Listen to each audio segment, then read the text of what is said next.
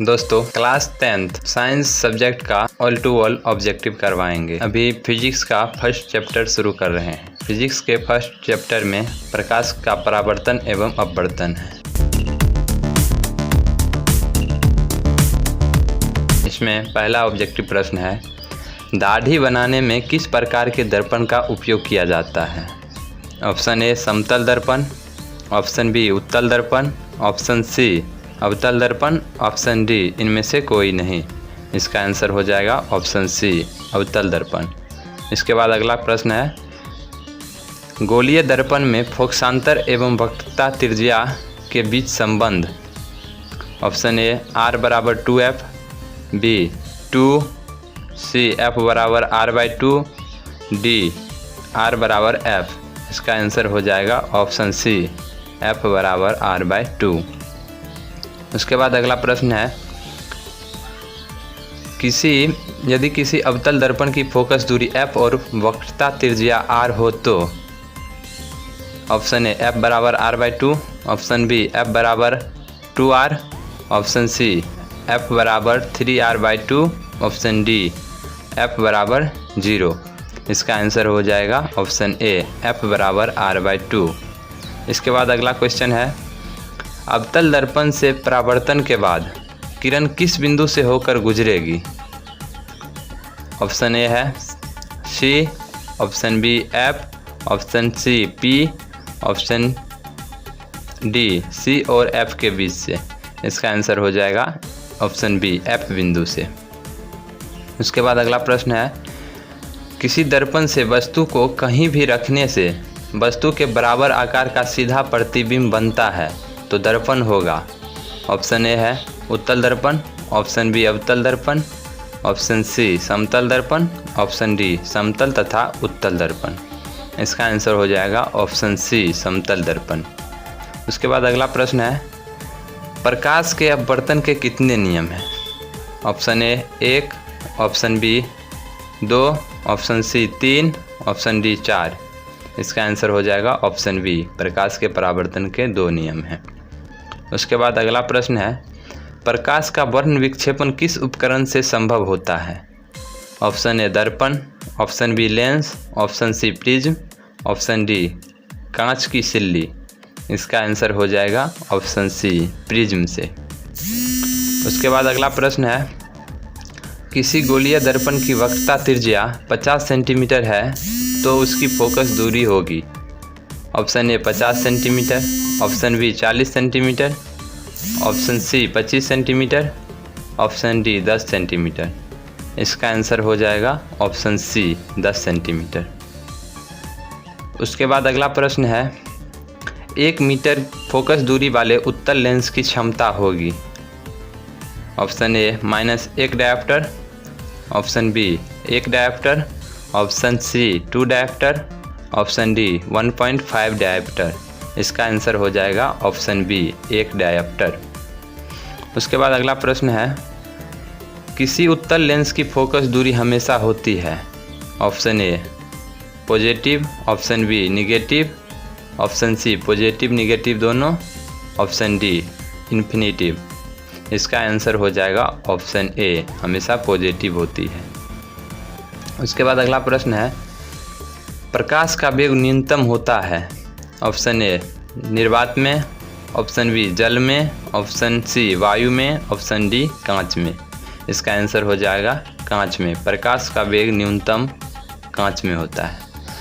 उसके बाद अगला प्रश्न है, निम्न में से कौन सा पदार्थ लेंस बनाने के लिए प्रयुक्त नहीं किया जाता है? इसमें पहला ऑप्शन है जल, दूसरा ऑप्शन कांच, तीसरा ऑप्शन प्लास्टिक, उसके बाद चौथा ऑप्शन है मिट्टी। तो इसका आंसर हो जाएगा ऑप्शन डी मिट्टी। मिट्टी का प्रयोग लेंस बनाने के लिए नहीं किया जाता है। ठीक। उसके बाद अगला प्रश्न है 13 नंबर, काल्पनिक प्रतिबिंब होता है। ऑप्शन ए सीधा, ऑप्शन बी उल्टा, ऑप्शन सी दोनों, ऑप्शन डी इनमें से कोई नहीं। इसका आंसर हो जाएगा ऑप्शन ए सीधा। काल्पनिक प्रतिबिंब हमेशा सीधा होता है। उसके बाद अगला प्रश्न है, किस दर्पण से हमेशा वस्तु से छोटा प्रतिबिंब प्राप्त होता है? ऑप्शन ए समतल दर्पण, ऑप्शन बी उत्तल दर्पण, ऑप्शन सी अवतल दर्पण, ऑप्शन डी इनमें से कोई नहीं। इसका आंसर हो जाएगा ऑप्शन बी उत्तल दर्पण। उसके बाद अगला क्वेश्चन है 4D क्षमता वाले अवतल लेंस की फोकस दूरी होगी। Option A 20 centimetre, option B 25 centimetre, option C 30 centimetre, option D 40 centimetre. इसका आंसर हो जाएगा ऑप्शन बी 25 सेंटीमीटर। 4D क्षमता वाले अवतल लेंस की फोकस दूरी 25 सेंटीमीटर होगी। इसके बाद अगला क्वेश्चन है किसी उत्तल लेंस का फोकसांतर 50 सेंटीमीटर है तो उसकी क्षमता होगी। ऑप्शन ए है +5 dioptre, option B -5 dioptre, option C -2 dioptre, option D +2 dioptre. इसका आंसर हो जाएगा ऑप्शन डी +2 डायप्टर। उसके बाद अगला क्वेश्चन है किस दर्पण से वस्तु का बड़ा प्रतिबिंब बनता है। ऑप्शन ए समतल दर्पण, ऑप्शन बी अवतल दर्पण, ऑप्शन सी उत्तल दर्पण, ऑप्शन डी इनमें से कोई नहीं। इसका आंसर हो जाएगा ऑप्शन बी अवतल दर्पण। उसके बाद अगला प्रश्न है 2D क्षमता वाले लेंस का फोकसांतर होता है। Option A 20 centimetre, option B 30 centimetre, option C 40 centimetre, option D 50 centimetre. इसका आंसर हो जाएगा 30 सेंटीमीटर। 2D क्षमता वाले लेंस का फोकसांतर 30 सेंटीमीटर। उसके बाद अगला क्वेश्चन है प्रकाश के परावर्तन के कितने नियम हैं। Option A 1, option B 2, option 3, option 4। इसका आंसर हो जाएगा ऑप्शन बी यानी कि 2। प्रकाश के परावर्तन के 2 नियम हैं। उसके बाद अगला क्वेश्चन है समतल दर्पण द्वारा बने प्रतिबिंब होता है पहला वास्तविक, दूसरा काल्पनिक, तीसरा दोनों या चौथा इनमें से कोई नहीं। इसका आंसर हो जाएगा ऑप्शन बी काल्पनिक। उसके बाद अगला क्वेश्चन है जब प्रकाश की किरण हवा से कांच में प्रवेश करती है तो मुड़ जाती है। ऑप्शन ए अभिलंब से दूर, ऑप्शन बी अभिलंब के निकट, ऑप्शन सी अभिलंब के समांतर, ऑप्शन डी इनमें से कोई नहीं। इसका आंसर हो जाएगा ऑप्शन बी अभिलंब के निकट। जब प्रकाश की किरण हवा से कांच में प्रवेश करती है तो अभिलंब के निकट मुड़ जाती है। उसके बाद अगला क्वेश्चन है किसी दर्पण से आप चाहे कितनी ही दूरी पर खड़े हो आप प्रतिबिंब सदैव सीधा प्रतीत होता है। आपका प्रतिबिंब संभवतः दर्पण है।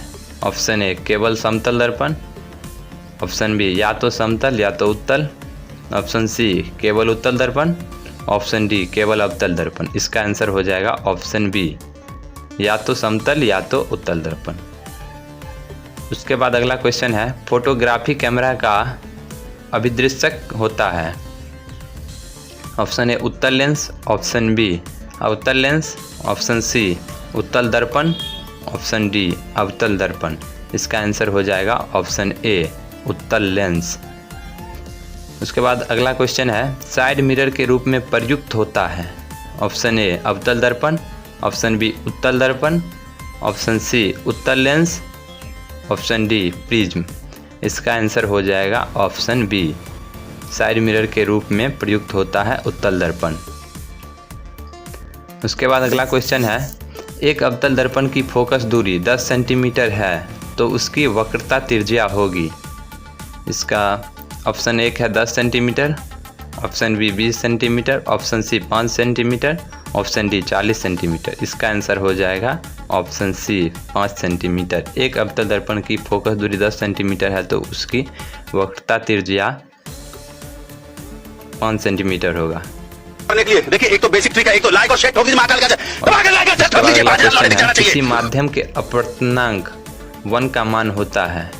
ऑप्शन ए साइन आर बटे sine I, option B sine I बटे sine R, option C sine I into sine R, option D sine I plus sine are.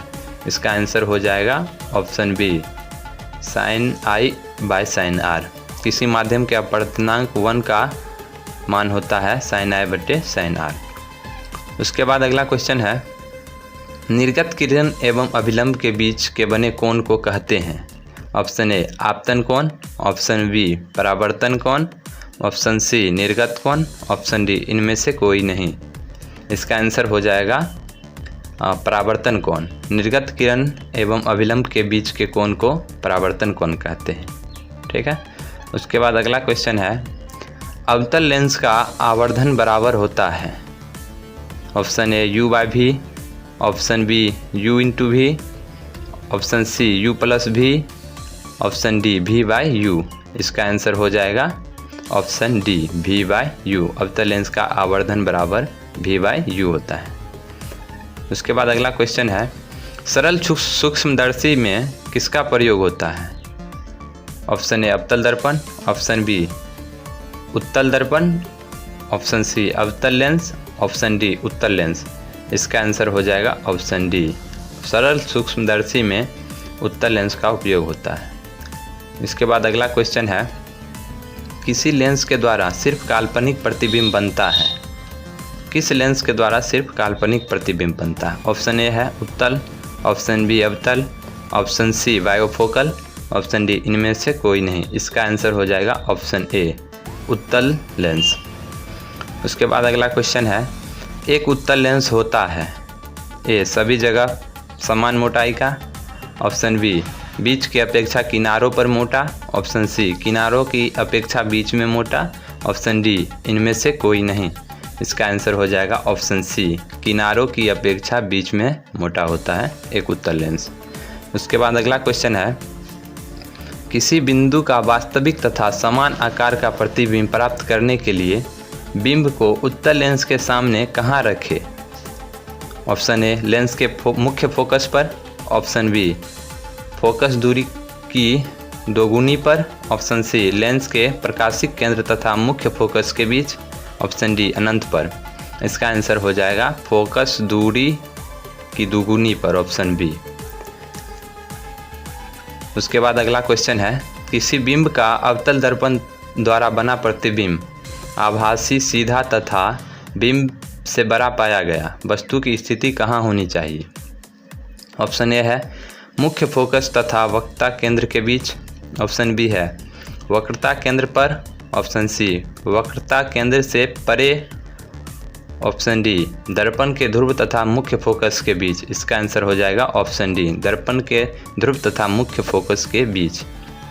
इसके बाद अगला प्रश्न है, किसी गोलीय दर्पण तथा किसी पतले गोलीय लेंस दोनों की फोकस दूरियां -15 सेंटीमीटर है। दर्पण तथा लेंस संभवतः है। ऑप्शन ए दोनों अवतल है, ऑप्शन बी दोनों उत्तल, ऑप्शन सी दर्पण अवतल तथा लेंस उत्तल, ऑप्शन डी दर्पण उत्तल तथा लेंस अवतल का पानी। इसका आंसर हो जाएगा ऑप्शन ए दोनों अवतल है। उसके बाद अगला प्रश्न है, प्रकाश के परावर्तन के नियम से निर्धारित है। ए आपतन कोण बराबर परावर्तन कोण, ऑप्शन बी परावर्तन कोण बराबर अपवर्तन कोण, ऑप्शन सी आपतन कोण बराबर विचलन कोण, ऑप्शन डी इनमें से कोई नहीं। इसका आंसर हो जाएगा ऑप्शन ए आपतन कोण बराबर परावर्तन कोण। इसके बाद अगला क्वेश्चन है, लेंस में मुख्य फोकस की संख्या कितनी होती है। Option A 2, option B 1, option C 3, option D इनमें से कोई नहीं। इसका आंसर हो जाएगा ऑप्शन ए 2 लेंस की मुख्य फोकस की संख्या। उसके बाद अगला प्रश्न है, प्रकाश की किरणें गमन करती है। ऑप्शन ए सीधी रेखा में, ऑप्शन बी टेढ़ी रेखा में, ऑप्शन सी किसी भी दिशा में, ऑप्शन डी इनमें से कोई नहीं। इसका आंसर हो जाएगा ऑप्शन ए प्रकाश की किरणें सीधी रेखा में गमन करती है। इसके बाद अगला क्वेश्चन है, सर्च लाइट का परावर्तक सतह होता है। ऑप्शन ए उत्तल, ऑप्शन बी अवतल, ऑप्शन सी समतल, ऑप्शन डी इनमें से कोई नहीं। इसका आंसर हो जाएगा ऑप्शन बी अवतल। सर्च लाइट का परावर्तक सतह अवतल दर्पण का होता है। उसके बाद अगला क्वेश्चन है, अवतल दर्पण की फोकस दूरी उसकी वक्रता के, ऑप्शन ए दुगुनी या ऑप्शन बी आधी, ऑप्शन सी चौथाई, ऑप्शन डी बराबर। इसका आंसर हो जाएगा ऑप्शन बी अवतल दर्पण की वक्रता दूरी उसकी अवतल दर्पण की फोकस दूरी उसकी वक्रता की आधी होती है। इसके बाद अगला प्रश्न है, जब प्रकाश की एक किरण एक माध्यम से दूसरे माध्यम में जाती है तो वो अपने पूर्व पथ से विचलित हो जाती है, इसे कहते हैं। बहुत बढ़िया क्वेश्चन है। इसका ऑप्शन है प्रकाश का परावर्तन, ऑप्शन बी प्रकाश का अपवर्तन, ऑप्शन सी प्रकाश का विक्षेपन, ऑप्शन डी इनमें से कोई नहीं। इसका आंसर हो जाएगा ऑप्शन बी प्रकाश का अपवर्तन। इसके बाद अगला प्रश्न है, प्रकाश की एक किरण जब विरल माध्यम से सघन माध्यम में आती है तब वह ऑप्शन ए अभिलंब से दूर मुड़ जाती है, ऑप्शन बी सीधा निकल जाती है, ऑप्शन सी अभिलंब की दिशा में जाती है, ऑप्शन डी अभिलंब की ओर मुड़ जाती है।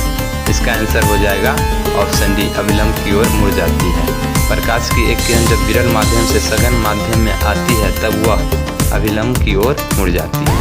ठीक। उसके बाद अगला क्वेश्चन है, जब प्रकाश की एक किरणें दो माध्यम को अलग अलग करने वाली सतह पर लंबवत पड़ती है तो वह ऑप्शन ए अभिलंब से दूर मुड़ जाती है, ऑप्शन बी बिना मुड़े सीधे निकल जाती है, ऑप्शन सी अभिलंब की ओर मुड़ जाती है, ऑप्शन डी 7 रंगों में टूट जाती है। इसका आंसर हो जाएगा ऑप्शन बी बिना मुड़े सीधे निकल जाती है। जब प्रकाश की एक किरण दो माध्यमों को अलग अलग करने वाली सतह पर लंबवत पड़ती है तो वह बिना मुड़े सीधे निकल जाती है। ठीक।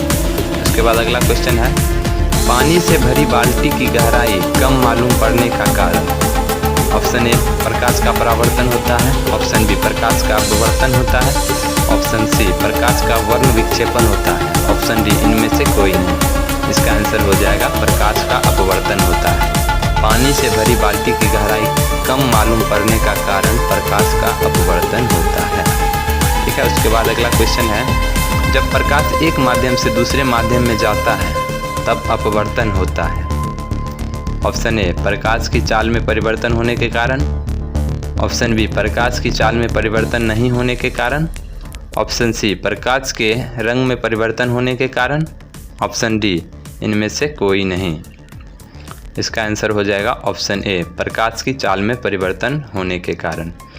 उसके बाद अगला क्वेश्चन है, सघन माध्यम से विरल माध्यम में प्रवेश करने पर आपतन कोण तथा अपवर्तन कोण में क्या संबंध रहता है। ऑप्शन ए दोनों कोण बराबर होता है, ऑप्शन बी आपतन कोण बड़ा होता है, ऑप्शन सी अपवर्तन कोण बड़ा होता है, ऑप्शन डी कोई निश्चित संबंध नहीं है। इसका आंसर हो जाएगा ऑप्शन सी अपवर्तन कोण बड़ा होता है। अगला प्रश्न है, जब प्रकाश की किरण हवा से कांच के प्रिज्म की अपवर्तक सतह से होकर प्रवेश करती हुई दूसरे अपवर्तक सतह से होकर बाहर निकलती है तब वह मुड़ जाती है। ऑप्शन ए प्रिज्म के शीर्ष की ओर, ऑप्शन बी प्रिज्म के आधार की ओर, ऑप्शन सी किरण के मुड़ने का कोई नियम नहीं है, ऑप्शन डी इनमें से कोई नहीं। इसका आंसर हो जाएगा प्रिज्म के आधार की ओर। जब प्रकाश की किरण हवा से कांच के प्रिज्म की अपवर्तन सतह से होकर प्रवेश करती हुई दूसरे अपवर्तक सतह से होकर बाहर निकलती है तब वह प्रिज्म के आधार की ओर मुड़ जाती है। ठीक है।